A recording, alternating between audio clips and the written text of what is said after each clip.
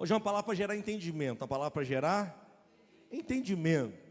Então não estou preocupado com avivamento, com Pentecoste, é que você saia entendendo quem é você no reino de Deus. Se você sair daqui entendendo essa mensagem, estou feliz demais. Eu orei muito ao Senhor, pedindo para Ele falar conosco nesse culto, nessa manhã. E ontem eu fiquei lendo, orando, pedindo Deus me levou nesse texto. Eu quero compartilhar com você. Talvez para muitos aqui vai ser repetição, mas para muitos também vai ser coisa nova, e eu tenho certeza que Deus vai falar o coração de todos nessa manhã. Romanos 8,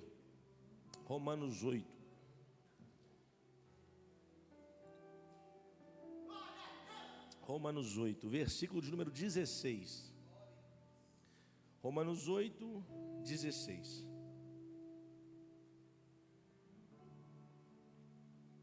Amém ou não? Papel, caneta já preparado aí para a gente anotar, escrever. Aleluia. Diz assim a palavra do Senhor: o próprio Espírito, aqui está falando do Espírito Santo, testifica com o nosso espírito que somos filhos. Eu acho que o povo não achou o texto ainda não. Romanos 8,16, eu vou esperar você encontrar. Na hora que você achar, você dá um glória aí para eu saber que você encontra. Pastor, eu estou sem Bíblia, pastor. Eu não sou bereano ainda, eu estou querendo entrar em Bereia. Acompanhando o telão. Romanos 8,16 diz assim: o próprio Espírito testifica com o nosso espírito que somos filhos de Deus.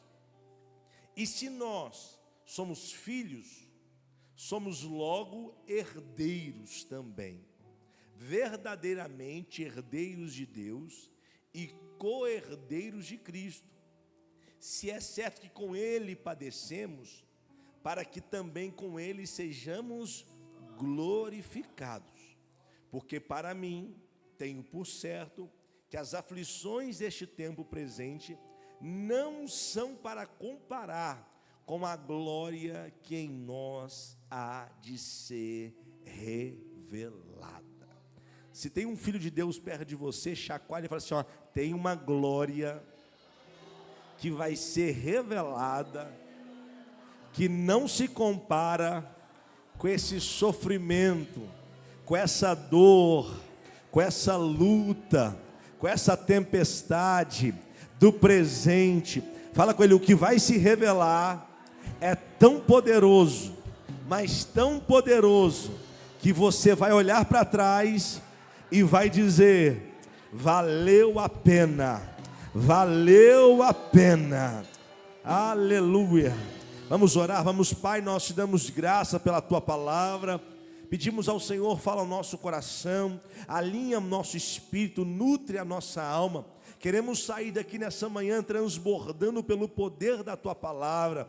Que tudo que for falado, ensinado, pregado neste lugar venha alcançar os nossos corações, trazendo transformação, mudança, e que o teu nome seja glorificado. É tudo que nós queremos nessa manhã. Nós oramos em nome do teu Filho amado, Jesus Cristo. Amém e graças a Deus. Paulo vai escrever essa carta, e quando ele chega no verso 16 do capítulo 8, que é um capítulo riquíssimo, é um dos capítulos que eu mais gosto de toda a Bíblia. Quando ele chega no versículo 16, ele vai dizer acerca do Espírito Santo, e dizer: o Espírito Santo ele vai testificar com o nosso espírito que nós somos filhos de Deus. Nós somos o quê? Filhos de Deus. E ele diz: e como filhos, já que eu sou filho, me tornei filho, eu tenho uma herança no Senhor, eu tenho algo para receber do Senhor. Eu sou herdeiro de Deus e co-herdeiro com Cristo. Fala comigo: herdeiro de Deus e co-herdeiro com Cristo.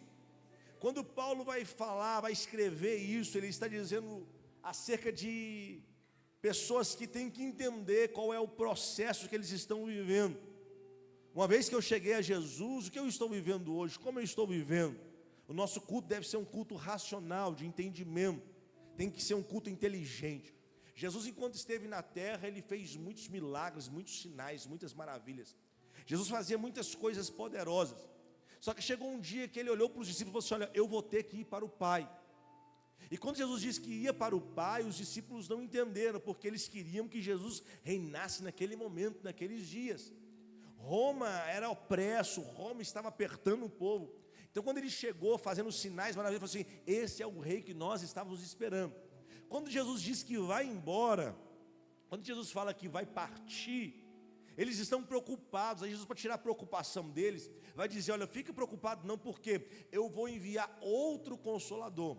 Quando nós lemos João 14, versículo 16, ele vai dizer assim: ó, eu vou enviar outro Consolador. A expressão outro no grego é allos, é alguém igual, que carrega a mesma essência, a mesma identidade, o mesmo poder. Ele está dizendo: eu estou indo, mas quem vem tem o mesmo poder que eu tenho, tem a mesma autoridade que eu tenho, faz tudo que eu faço. Então vocês não vão ficar órfãos, não vão ficar desamparados, porque Ele vai estar com vocês todos os dias. Só que Ele só vem se eu for. Leia comigo João capítulo 16, versículo de número 7. Vamos ler textos bíblicos hoje, João 16, verso 7. Todavia digo-vos a verdade, que vos convém que eu vá, porque se eu não for, o Consolador não virá a vós, mas quando eu for, vou-lo enviarei. Então existe uma troca, existe um momento aqui de substituição. A gente vê na antiga aliança o Deus Pai trabalhando a todo momento. A gente vê Jesus agora inaugurando a graça e Ele trabalhando. Mas agora Ele dá espaço para o Espírito Santo trabalhar. Então o Espírito Santo vem e a Bíblia diz que Ele vai testificar. Ele vai o quê? Ele vai o quê, gente? Testificar que somos filhos. Isso precisa ser verbalizado, entendido. Isso você precisa todos os dias ter essa consciência que você não é qualquer um. Você já não é mais criatura, você é filho. Você é filho. Então o Espírito Santo, ele tem o poder. Ele tem o quê? João capítulo 1, versículo de número 12. Vamos ler a Bíblia, João 1,12. Leia comigo o que está escrito. Mas a todos quanto receberam, Jesus deu-lhes o de serem feitos filhos aos que creem em seu. Então observa, a todos quanto recebem a Jesus, Ele dá o poder. Que poder é esse? A Bíblia vai dizer em Atos capítulo 1, versículo de número 8, mas recebereis poder ao descer sobre vós o Espírito Santo de Deus. O poder é o próprio Espírito. Então toda vez que alguém fala assim, o poder de Deus se manifestou, é o Espírito Santo se manifestando. Ele falou: uma vez que você me recebeu, uma vez que você me confessou e creu no seu coração, você está salvo. E eu te dou o poder de ser feito filho. Romanos capítulo 10, versículo de número 9, leia comigo. Romanos 10, 9, vamos lá. A saber, se com a tua boca confessares ao Senhor, e em teu coração creres que Deus o ressuscitou dentre os mortos, serás. Então observe que a salvação, a condição é confessar e crer. Fala comigo: confessar e crer. Uma vez que eu confessei Jesus como Senhor e criei que Ele ressuscitou dos mortos, a Bíblia diz que a salvação chega. O que chega? A salvação me alcança. E essa pregação todo mundo conhece. Hoje no nosso meio fala-se de muitas coisas. Fala de libertação, fala de cura, fala de prosperidade, fala muito de salvação. Só que as pessoas não entendem muito acerca de um principal assunto que é o mais interessante. Qual é? O reino de Deus. Vou falar de novo, o reino. Eu preciso que você entenda que o evangelho de Deus, ele tem alguns pontos específicos. Quando Deus ele libera o seu evangelho para a terra, ele fala: esses pontos precisam ser pregados, anunciados, esses pontos precisam ser falados. Romanos capítulo 1, versículo de número 1, leia comigo o que está escrito na Bíblia. Paulo, servo de Jesus Cristo, chamado para apóstolo, separado para o evangelho. Circula essa expressão evangelho de Deus na sua Bíblia, porque esse é o evangelho primário. É o evangelho, é o primeiro contato que você vai ter, a boa notícia que você vai ter, é o evangelho de Deus. Mas dentro do evangelho de Deus, eu tenho outras coisas para falar. Dentro do evangelho de Deus, eu tenho outras coisas para pregar. Nós chamamos de aspectos. Então dentro do evangelho de Deus, eu tenho outro tipo de aspecto para pregar, outros aspectos para falar. Só que a igreja insiste em falar somente de salvação. A igreja insiste em falar somente de libertação, e eles não falam acerca do principal, porque quando se fala de salvação, está se falando de graça, está falando que a graça te alcançou e você foi salvo, não tem mérito seu. Mas eles não falam de reino. O que é reino? É falar de herança. O que é reino é falar daquilo que você vai receber, daquilo que é um direito, daquilo que é um governo. Aí vem Paulo falando assim, mas o Espírito Santo, ele testifica que nós somos filhos de Deus. Quem está sabendo? Eu sei que eu sou filho de Deus, porque o Espírito Santo testifica no meu espírito. Ele falou assim, e calma, porque já que você é filho, você tem herança, você é herdeiro de Deus e co-herdeiro com Cristo. Eu já vou entrar na mensagem, você vai entender. Pastor, então dentro do Evangelho de Deus, o que mais que tem? Vamos ler a palavra.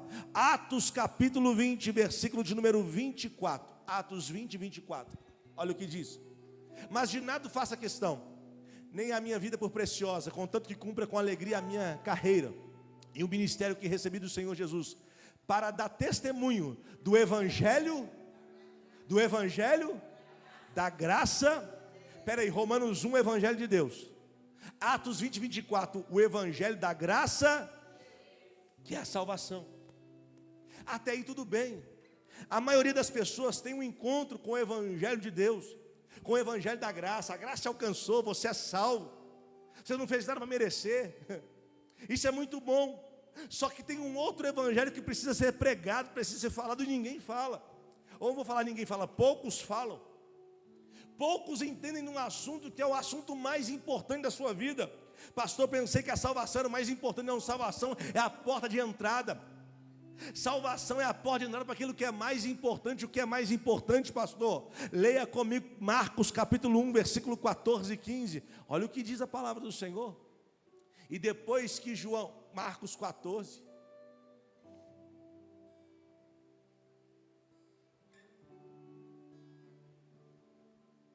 Eu falei, eu acho que você me errou, me confundiu. Deixa eu ver aqui. Marcos 1, 14 e 15. Foi isso mesmo. Marcos 1, 14 e 15. Isso. E depois que João foi entregue à prisão, veio Jesus para a Galiléia pregando o Evangelho. Qual que é o Evangelho agora? Qual que é o Evangelho? Espera aí. Romanos 1, o Evangelho de Deus. Atos 20, 24. Evangelho da graça. Aí vem Jesus pregando o quê? E por que você continua insistindo só em pregar em salvação? Porque você continua insistindo só em pregar em libertação, em cura, expulsão de demônio, sendo que você não prega aquilo que Jesus pregou, sendo que você não entendeu aquilo que Jesus entendeu. Versículo 15, coloca para mim. E dizendo, o tempo está cumprido, e o reino de Deus está próximo, arrependei-vos e crede no... Qual o evangelho que Jesus mais pregava? O evangelho do reino, o evangelho do reino de Deus.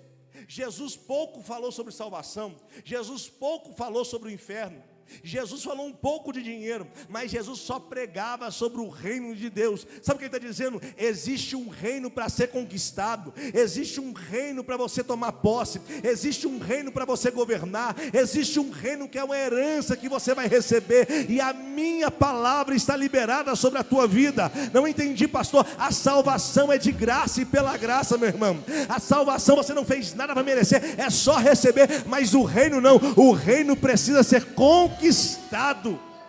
Fala para o seu irmão assim, a salvação é de graça e pela graça.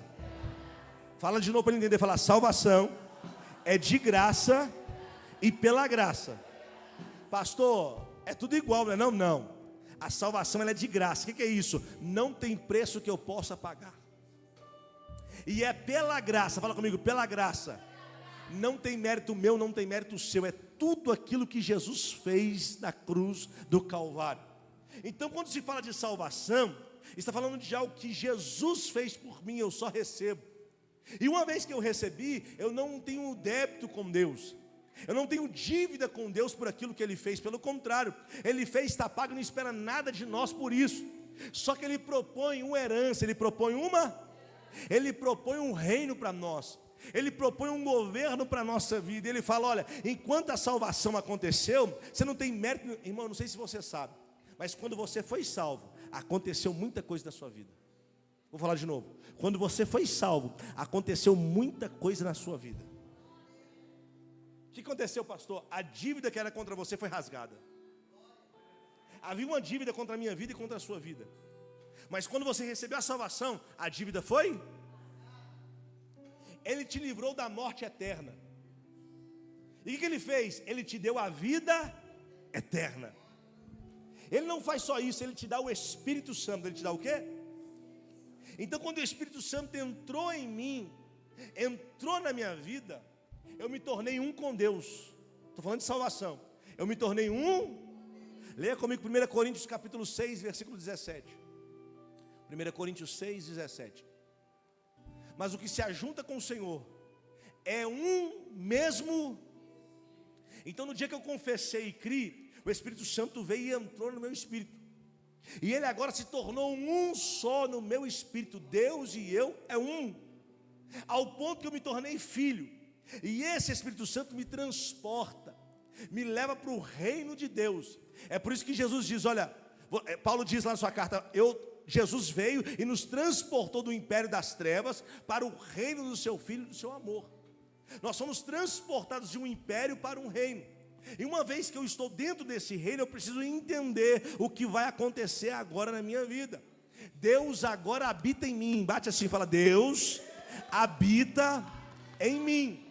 Mas não é só isso. Como assim, pastor? Quando o Espírito Santo entrou, você herdou a natureza de Deus. Vou falar de novo. Quando o Espírito Santo entrou, você herdou a natureza de Deus.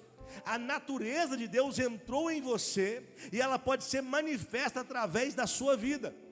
E logo você tem direito à herança. Fala com o seu irmão, você não sabe de nada, mas eu tenho direito a uma herança preciosíssima. Então logo nós que somos filhos, somos herdeiros de tudo que Deus é e de tudo que Deus tem. Você crê nisso? Repita comigo, fala assim, eu sou herdeiro de tudo que Deus é e de tudo o que Deus tem. Pastor, Deus é e Deus tem não é a mesma coisa? Não. Quando você, quem aqui tem filho? Deixa eu ver, filho. A primeira coisa que o seu filho vai carregar de você como herança se chama genética. A primeira coisa que o seu filho carrega é a sua genética. Tem a perna feia igual a do pai, tem um pé feio igual da mãe. É a genética. A genética não erra.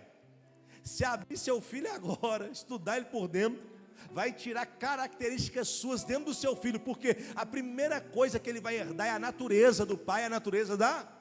Então Deus, quando entrou em nós, nos fez filho, falou assim, agora eu coloco a minha natureza dentro de você. Só que não é só isso. Ele não coloca só a natureza dele dentro de mim. Ele me dá direito e acesso a tudo que ele tem. Ah, você não deu glória? Deus me dá direito e acesso a tudo que ele tem. Pastor, e o que Deus tem? O governo sobre todas as coisas. Fala comigo, Deus tem o governo sobre todas as coisas. Enquanto eu perco o governo, o controle, ele não. Enquanto eu perco o controle da situação, o meu Deus não perde, porque ele tem. Ele tem o que, pastor? O governo. Pastor, mas eu estou desesperado, saiu do meu controle, saiu do seu, mas o governo ainda está na mão dele. E se você é filho, ele vai trazer o governo para a sua mão novamente. Levante as mãos, eu vou profetizar nessa manhã. Aquilo que fugiu do teu controle, aquilo que fugiu das tuas mãos, aquilo que escapou do teu domínio, o nosso Deus, ele tem um governo e ele libera o governo para suas mãos novamente. Quem crê nisso dá um brado de vitória.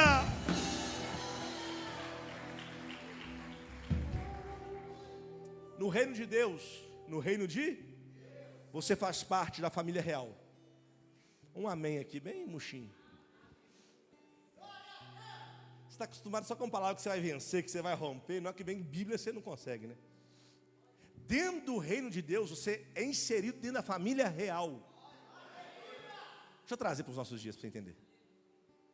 Se você sair daqui agora, ir lá para a Inglaterra, e pedir residência lá, você vai estar dentro do Reino Unido. Reino Unido. Só que você pode governar lá? Por que não? Porque você está dentro do reino, mas você não está na linha sucessória de poder. Hoje quem está no poder é o rei Charles, né? A gente achou que ele ia morrer primeiro que o rei Charles hoje está no poder.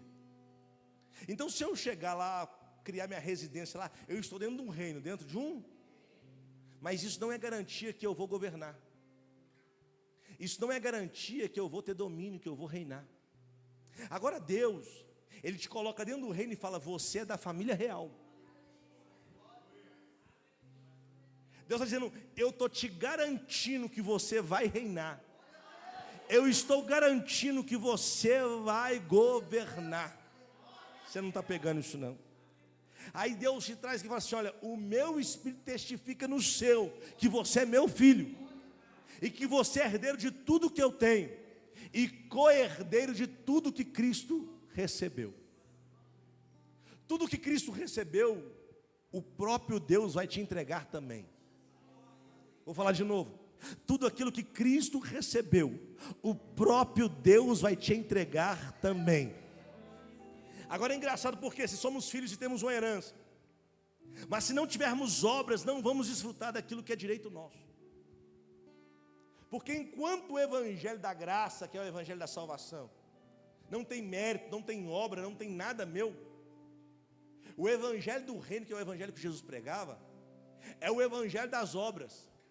É o evangelho que ele olha e diz: eu vou olhar para aquilo que você fez enquanto estava em vida na terra, para recompensar você. Aí tem gente que está desperdiçando a vida, correndo atrás só dos próprios prazeres, está esquecendo do reino de Deus. Não investe no reino, não acredita no reino, não trabalha no reino, não faz nada pelo reino, não luta pelo reino. Então você pode estar inserido dentro do reino, mas não vai governar, não vai ter direito à herança, porque o evangelho do reino fala das obras. Fala de quê? Eu preciso ter obras no reino de Deus. Eu preciso trabalhar para Deus. Enquanto o evangelho da salvação eu não faço nada, eu só recebo. O evangelho do reino eu preciso fazer alguma coisa. Aí Jesus não ficou falando de salvação, porque ele falou assim: isso aí é só receber, meu filho, nem vou nem falar. Agora eu preciso pregar de um negócio que as pessoas estão negligenciando, o que você precisa trabalhar para o meu reino. Dá uma olhada para esse vizinho, voz de profeta, dedo de profeta, fala: vai trabalhar no reino de Deus. Porque eu tenho uma herança para receber, eu tenho uma. Agora, quando eu tenho uma herança para receber, a gente não entrega herança para filhos imaturos. Você não entrega aquilo que você conquistou com muito suor, com muita luta, muito trabalho, para um filho que ainda não amadureceu, para um filho que não cresceu. E Deus agora, Ele fala: você é filho, eu estou testificando que você é meu filho. Eu estou garantindo que você tem uma herança. Só que você só vai receber no dia que você amadurecer. Porque se não amadurecer, não tem como eu te entregar uma herança. Não tem como eu te entregar um governo. Leia comigo Gálatas capítulo 4, versículo de número 1. Gálatas 4, 1.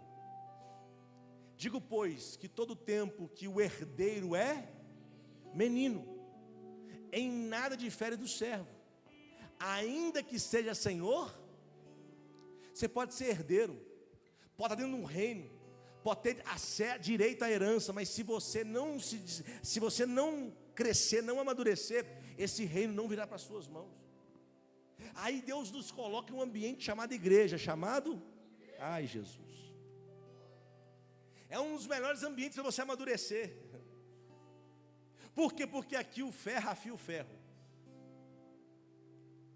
Aqui eu sou confrontado por pessoas que estão no mesmo nível que eu. Aqui todos os dias eu tenho tribulações, eu tenho lutas, eu tenho pressões. Aí Deus te coloca na igreja e fala assim: eu vou sair da igreja. Não vai. Eu vou abandonar. Não vai. Porque não adianta mudar a igreja. Se você precisa amadurecer, a tribulação vai continuar com você. Deus está falando com alguém nessa manhã. Não adianta mudar e ir para o outro ambiente. Se Deus quer amadurecer você, Ele vai amadurecer. Eu vou amadurecer, sabe como? Nas tribulações, no sofrimento, nas perseguições, nas angústias. Aí eu vou amadurecer. Atos capítulo 14, versículo 22. Marca esse texto aí na sua Bíblia. Confirmados os ânimos dos discípulos, exortando-os a permanecer na fé, pois que por muitas tribulações nos importa entrar no reino de Deus. Você está atribuindo a tribulação a Satanás. E Deus falou: não é Satanás, sou eu, para que você possa amadurecer e receber a minha herança. O diabo está tendo uma moral que ele não tem. Ele não pode tocar em você, ele não pode mexer com você. Você tinha que ter dado glória essa hora. Aí vem a tribulação, a angústia, a dor, a fome, a nudez. Você fala: ai Senhor, o inimigo entrou e devastou. Quando Deus falou: não, meu filho, é eu que estou permitindo para você amadurecer. Hebreus capítulo 12, versos 6 a 8. Olha o que diz, vamos ler a palavra. Hebreus 12, do 6 a 8. Porque o Senhor corrige o que? E açoita qualquer que recebe por. Se você não está sendo açoitado, se não tem tribulação, talvez você nem filho é. Se a sua vida é um mar de rosa, você não chora pelo reino, você não, ei, talvez nem filho você é, porque olha o que a Bíblia diz: se suportais a correção, Deus vos trata como filhos. Porque que filho há que o pai não corrija? Verso 8. Mas se estais sem disciplina, da qual todos são feitos participantes, sois então bastardos, e não. Aí a luta vem, a pressão vem. Eu falo: Senhor, não aguento mais, Senhor, quero ir embora. Aí o Espírito Santo testifica dentro de mim: você é filho, aguenta. Você é filha, suporta. Aí você fala: Senhor, a pressão está demais. Ei, você é filho, suporta, porque é nessa pressão que eu estou amadurecendo você, para que você possa provar da minha herança, para que você possa ter o meu governo. Ei, eu vim declarar que essa tribulação, ela é leve e momentânea, ela é passageira. Tem uma glória que há de vir sobre a nossa vida, tem uma glória que há de repousar sobre a nossa história. Tudo que Deus está fazendo é amadurecer os filhos, para que eles possam provar da verdadeira herança que vem do céu.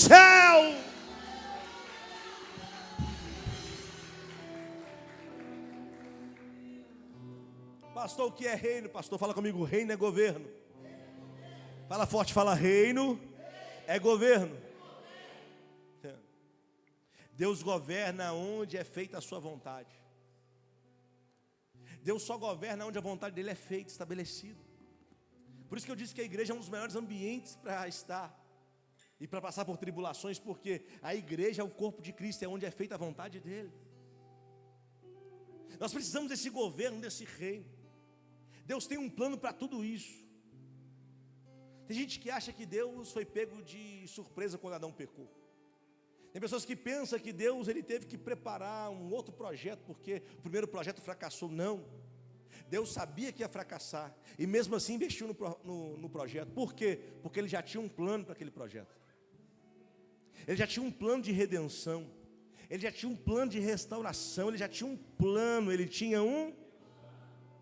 E esse plano de Deus vai chocar com a gente agora. Deixa eu beber uma água.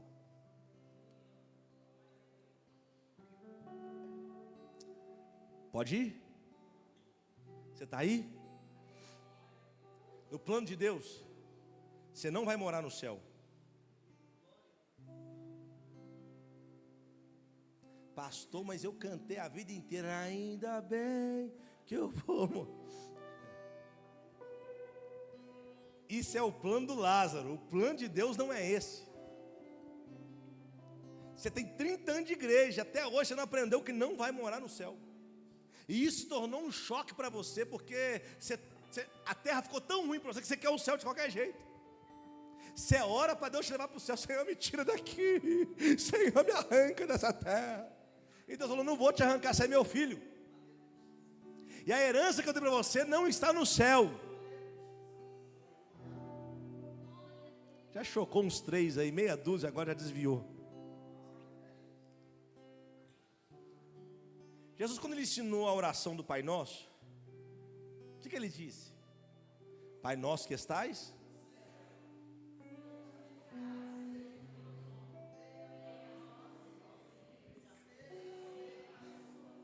Seja feita a tua, assim na terra como é feita aí. Porque a intenção de Deus não é arrancar você da terra e levar para o céu, é pegar o que está no céu e trazer para a terra.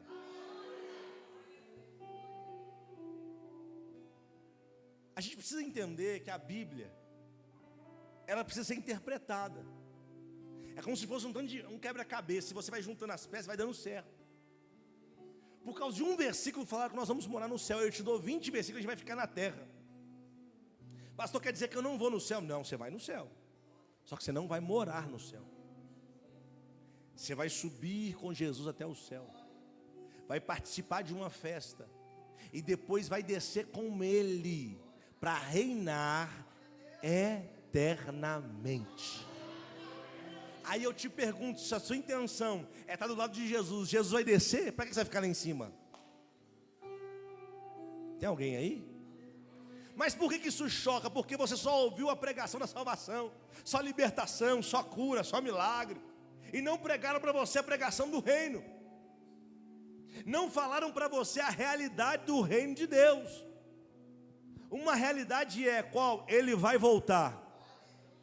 Ele vai. Atos capítulo 1, de 9 a 11, vamos ler. E quando dizia isto, vendo eles, foi elevado às alturas, e uma nuvem o recebeu, ocultando a seus olhos. 10. E estando com os olhos fitos no céu, enquanto ele subia, Jesus, eis que junto dele se puseram 2 homens vestidos de branco, os quais lhes disseram para os discípulos: homens galileus, por que estáis olhando para o céu? Esse Jesus que dentre vós foi recebido em cima no céu, há de vir, assim como para o céu o viste ir. A garantia é, assim como ele foi, ele vai. Vou dizer de novo, assim como ele foi, ele vai. Agora, se ele vai voltar, para que ele vai voltar? É porque ele vai estabelecer o seu reino na terra. E a Bíblia diz que nós somos filhos, Romanos 8,16. E o próprio Espírito testifica com nossos filhos que somos filhos de Deus. E se somos filhos, nós temos herança. Então ele vai encontrar conosco nos ares, e ele vai recompensar a gente por todo o trabalho, por todo o esforço, por toda a dedicação que você teve na terra em prol do reino. E vai falar: agora vamos para a terra, porque você vai voltar com lugar de destaque. Porque agora eu vou estabelecer o meu reino aonde, gente? Aonde? Só que isso não é para filho imaturo. Isso é para aqueles que Cristo foi formado dentro deles. Não é para crente que se acha crente, é para aqueles que arregaçaram a manga e falaram: eu estou no reino de Deus, eu estou trabalhando, eu tenho obras no reino de Deus. Gálatas capítulo 4, versículo 19, olha o que diz a palavra do Senhor. Meus filhinhos, por quem de novo sinto as dores de parto, até que Cristo seja formado. Para Cristo ser formado em mim, meu irmão, alguém vai ter que trabalhar muito. Paulo falou: eu estou sentindo dor de parto, para ver se Cristo é formado dentro de você. A dor que eu sinto é terrível, para ver se Cristo ele é formado dentro de você. Porque uma vez que Cristo é formado dentro de mim, eu não fico preocupado só com a terra, eu estou preocupado com o seu reino e com as coisas acerca do seu reino. Gálatas capítulo 4, versículos 6 e 7. Estou terminando. E porque sois? E sois o que, gente? Filhos. Deus enviou aos vossos corações o Espírito de seu Filho, que clama: Abba. 7. Assim que já não é mais servo, mas filhos. E se és filhos, és também herdeiro de Deus por Cristo. Ele falou: o meu reino vai ser estabelecido.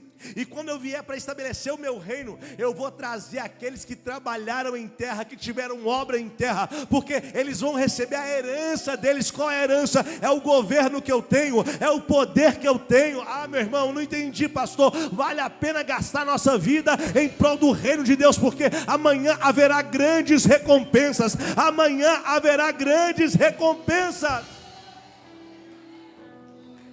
Escute, Jesus vai voltar. Jesus vai. Quando ele voltar, ele vai implementar o seu reino na terra. Vai ter uma grande guerra chamada Armagedon, aonde ele vai destruir o anticristo e os inimigos. A Bíblia diz que o diabo vai ser preso por 1000 anos. Quanto tempo? 1000 anos. E durante 1000 anos, Jesus voltará para reger a terra. Irmão, escuta, ele não vai vir como cordeiro, ele vai voltar como leão. Ele vai estabelecer a sua sede de governo em Jerusalém. A sua sede nós chamamos de parousia. O que é isso? A Jerusalém que está no céu vai descer, mas não vai tocar a terra física. Vai ficar uma parousia. A nova Jerusalém aqui em cima e a Jerusalém terrena aqui embaixo. E Jesus vai governar a nova Jerusalém. E nós que somos filhos, herdeiros, vamos governar junto com Ele.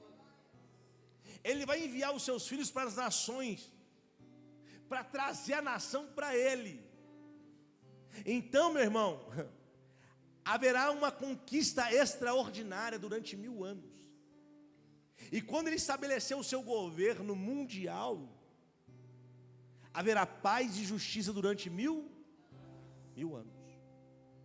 Eu vou terminar agora. Após 1000 anos, a Bíblia diz que Deus vai soltar o diabo de novo. E o diabo vai sair com o seu poder e vai entregar as nações.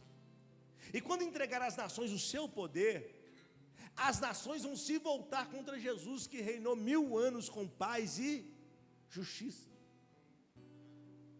Eu aprendi algo com esse detalhe. O que, pastor? Você pode ser o melhor pastor, o melhor líder, sempre vai ter alguém que vai se voltar contra você. Porque para um coração perdido, não tem líder bom o suficiente.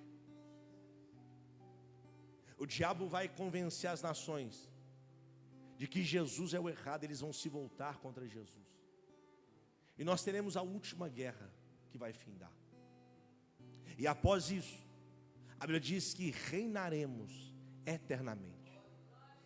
Haverá 3 grandes tronos: o trono de Cristo, o trono das nações e o grande trono do juízo final. O trono de Cristo é onde Ele vai pegar os filhos que já são salvos e vai trazer para eles ou herança, governo ou disciplina. Para aqueles que não quiseram trabalhar nesse tempo, não quiseram arregaçar a manga nesse tempo, você vai ser disciplinado. A Bíblia diz que as nossas obras serão passadas pelo fogo. Será passada pelo? E o fogo vai purificar e vai ver a veracidade das nossas obras. Aqueles que têm obras de ouro, de prata e pedras preciosas vão permanecer. Mas aqueles que têm obras de feno, palha e madeira, esses vão cair por terra. Contudo, será salvo pelo fogo. Ele está dizendo: a salvação você não vai perder, mas a sua obra será colocada em xeque, será colocada em questão.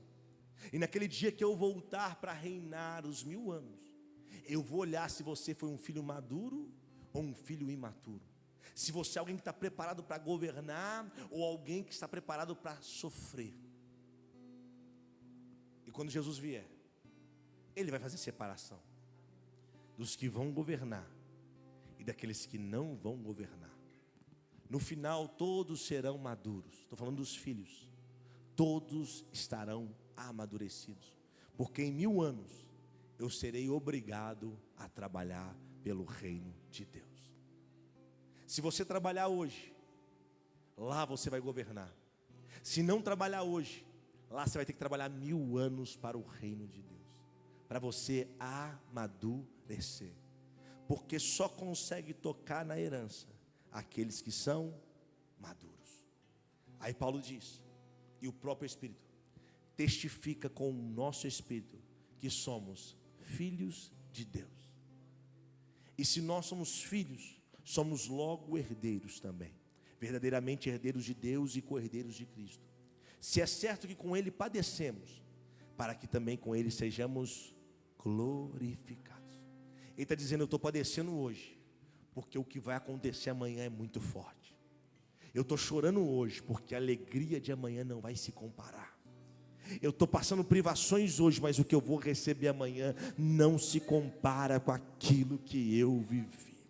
Versículo 18 diz: porque para mim tenho por certo as aflições deste tempo presente, não são para comparar com a glória que em nós há de ser revelada. A glória é a herança, A glória é o poder dele sobre as nossas vidas. Ele falou assim: hoje vale a pena chorar pelo reino, hoje vale a pena lutar pelo reino, hoje vale a pena ser humilhado pelo reino. Só que Jesus falou assim: bem-aventurados são aqueles que trabalham em prol do reino. Bem-aventurado, porque eles tentam tocar aqui fora, mas não podem tocar na certeza que foi colocada aqui dentro. As circunstâncias podem mudar a todo momento. Um dia eu estou bem, um dia eu estou mal, um dia com dinheiro, um dia sem dinheiro, um dia com saúde, outro dia sem saúde, mas eles não podem mudar a realidade, a certeza que Deus plantou dentro de mim, o que? Eu sou filho e tenho herança. Se eu morrer nele, eu vou ressuscitar com ele e vou reinar com ele para todos sempre. Hoje eu não vim pregar para você um evangelho de salvação, porque a salvação eu não faço nada, eu só recebo. Hoje eu vim pregar o evangelho do reino. Ele precisa ser conquistado, ele precisa ter obras, e quem vai adentrar para o reino vai governar com Jesus por toda a eternidade. Quando ele olhar para a terra, ele vai procurar: aonde estão os meus filhos que estão trabalhando para o reino, porque chegou a hora de liberar uma grande glória sobre a vida deles. Chegou a hora de liberar uma grande glória sobre a vida deles. Eu vim pregar nessa manhã para você e dizer: tem uma glória que vai ser derramada, tem uma glória que vai ser liberada, e não se compara com prazeres do mundo, não se compara com prazeres da carne. Existe uma glória de Deus que vai ser derramada sobre a nossa vida. Fica de pé.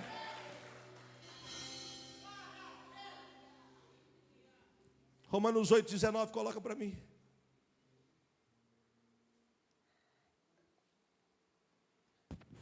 Porque a ardente expectação da criatura espera a manifestação dos filhos. Cutuca o vizinho e fala assim: o mundo está esperando o seu posicionamento.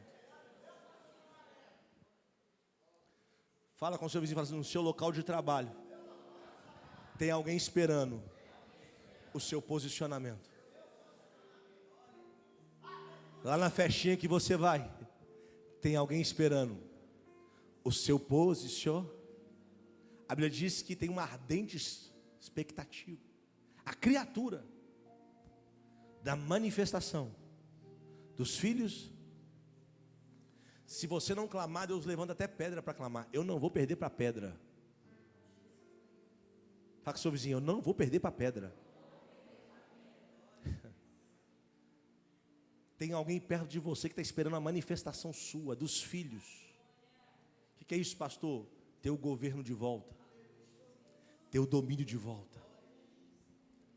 E hoje Deus te trouxe aqui nessa manhã para te dizer: eu tenho esse domínio para as suas mãos novamente. Aquilo que você perdeu, aquilo que fugiu do teu controle, eu tenho poder para te entregar novamente. Fecha os teus olhos nessa manhã. Fecha os olhos. Talvez você entrou aqui debaixo de muita aflição, muita tribulação, muita angústia. Você até pensou ser o diabo, o inimigo. Você até pensou ser Satanás. Você viu coisas desmoronar à sua volta. Você viu aquilo que você tanto lutou para conquistar e ir embora. E você falou: Senhor, por que isso está acontecendo comigo? E Deus me traz hoje para te dizer: é porque eu estou te amadurecendo. Eu estou te amadurecendo. Eu estou te amadurecendo.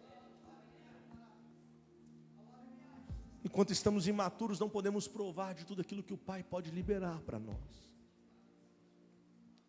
Enquanto estamos como meninos, não podemos receber aquilo que o Pai tem para as nossas vidas. Mas hoje Deus está dizendo para você: meu filho, minha filha, o que te trouxe até aqui e até agora foram as tribulações, foram as lutas, foram as angústias. Você orou mais, você clamou mais, você buscou mais. E você hoje está melhor do que ontem. Está mais cascudo. Tem mais força. Sua fé está mais firme. Antigamente qualquer vento te arrancava, qualquer conversa destruía você. Agora não. Você está mais inabalável. Foi eu que te firmei. Chegou a hora de mudar a tua comida. Não é tempo mais de papinha. Não. É tempo de uma comida mais sólida, mais forte. Porque agora você amadureceu e não é qualquer comida que te sustenta. Não é qualquer papo que você entra que você cai. Porque você amadureceu. Por isso que Paulo diz: o Espírito testifica no meu espírito que eu sou filho de Deus, e eu sou herdeiro de Deus e co-herdeiro com Cristo. Eu sei que essas tribulações, essa dificuldade vai passar, e a glória que há de ser revelada não se compara, não se compara, não se compara, não se compara com aquilo que eu enfrentei. Por isso que Deus te pega pela mão hoje e diz: eu te fortaleço, eu te sustento com a minha destra fiel. Ainda que pensaram que era o teu fim, eles vão ver que você amadureceu. E não é qualquer vento que te derruba, não é qualquer tempestade que te tira do prumo.